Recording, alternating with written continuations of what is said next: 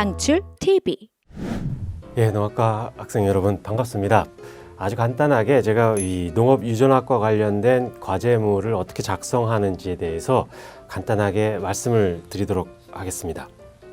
이 과제물을 작성하는 데 있어서 먼저 여러분들이 꼭 염두에 둬야 되는 것이 뭐냐면 멘델의 유전 법칙을 설명하기 위해서 멘델만의 독특한 실험 방법을 고안해냈다는 겁니다.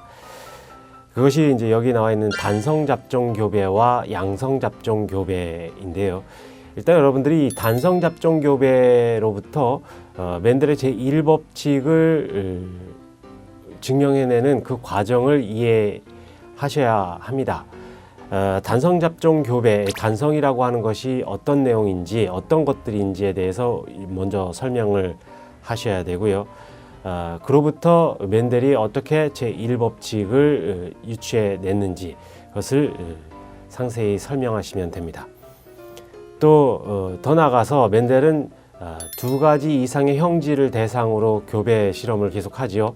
그래서 그들로부터 특성들, 형질 조사를 해서 또 다른 유전 법칙을 알아내는데 그것이 바로 제2의 법칙입니다. 그래서 이 멘델이 제2법칙을 얻기까지 수행했던 교배, 그 양성 잡종 교배인데요. 이 양성 잡종 교배를 통해서 어떻게 제2법칙을 알아냈는지 그 과정을 설명하시면 됩니다. 보고서를 쓰는 과정은 일단 여러분들이 무엇보다 이 멘델의 법칙을 이해하기 위해서는 여러분들 갖고 계시는 교재도 잘 표현이 되어 있습니다만 이 그림을 통해서 실제로 실험을 하는 것과 같은 그 효과를 얻을 수가 있습니다. 그래서 여러분들이 그 그림을 보고서에 표현해 주시면 되고요. 그 그림으로부터 멘델의 법칙을 설명하시면 됩니다. 또 이 멘델의 법칙을 설명하기 위해서 유전자형, 표현형, 또 형질 이런 것들이 어떻게 표현되는지 또 이들 용어들이 어떻게 사용되는지에 대해서 또 용어들의 뜻이 무엇인지에 대해서 여러분들이 정확하게 알고 계셔야 되고 이런 것들이 보고서에 표현되면 좋겠습니다. 여러분들이 멘델의 법칙은 이미 선행 학습을 통해서도 알고 계셨을 거기 때문에 충분히 이해를 하실 거라고 저는 기대를 하고요. 단지 제가 여러분들한테 꼭 말씀드리고 싶은 것들은 보고서를 작성하는 데 있어서 가장 여러분들이 중점을 둬야 하는 것이 바로 이 참고 문헌을 작성하는 겁니다. 여러분들이 이 보고서에 삽입되는 내용은 거의 100% 정도, 저는 그렇게 기대를 하고 있는데 100%가 주로 다른 사람들의 저작물, 연구 결과라든가 출판물이라든가 이런 것들을 활용할 수밖에 없을 거라고 저는 생각을 하는데 이 내용들, 여러분들이 활용하는 내용들, 남들의 것이라고 해서 이것을 내 것으로 만들어내는 것이 나쁜 것은 절대 아닙니다. 제대로 정리를 해서 여러분들 것으로 100% 만들 수만 있으면 가장 바람직한 것이기 때문에요. 여러분들이 사용한 이 내용들의 출처를 반드시 표시를 해 주셔야 됩니다. 여기에는 정해져 있는 규칙이 있어요. 저자라든가 여기는 여러분들이 인용한 내용을 기술한 사람들이 되겠죠. 그 다음에 여러분들이 인용한 책이나 온라인상의 부분들에 대한 제목이 있을 거고 또 출판사들이 있을 거고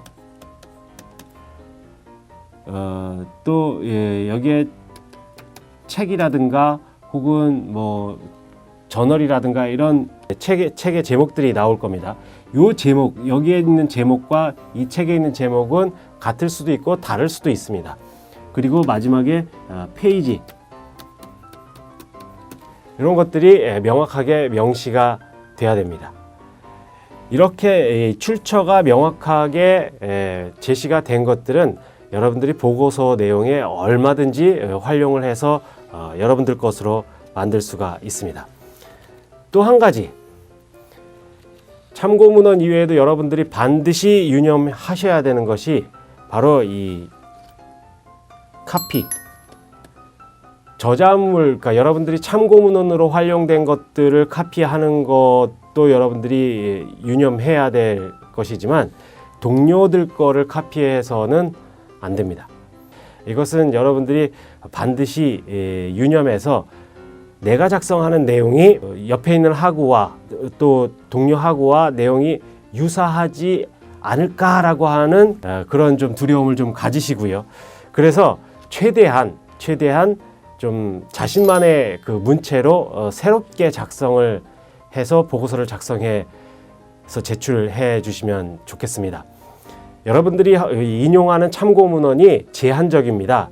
주로 여러분들이 갖고 있는 그 교재가 대상이 될 텐데 이 교재 내용들을 그대로 보고서에 옮겨서 제출을 하면은 나뿐만이 아니라 내 학우들도 그렇게 할 것이라는 생각을 꼭 하시고요. 그러면 이것이 서로 중복되기 때문에 부정한 결과로 우리가 판단할 수밖에 없습니다. 그러니까 이러한 사태를 미연에 방지하기 위해서는 똑같은 그 참고 문헌을 인용해서 과제물로 작성을 하더라도 나만의 문체로 새롭게 장문을 해서 기록을 하시면은 그런 염려가 충분히 불식될 수가 있겠죠. 아쉽지만 이렇게라도 여러분들을 뵙고 여러분들이 과제를 제출해서 좋은 성적으로 또 좋은 학습 성취 결과로서 우리 이 유전학 과목을 마칠 수 있기를 기원하겠습니다.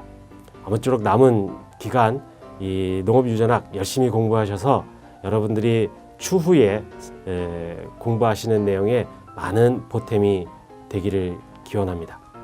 감사합니다.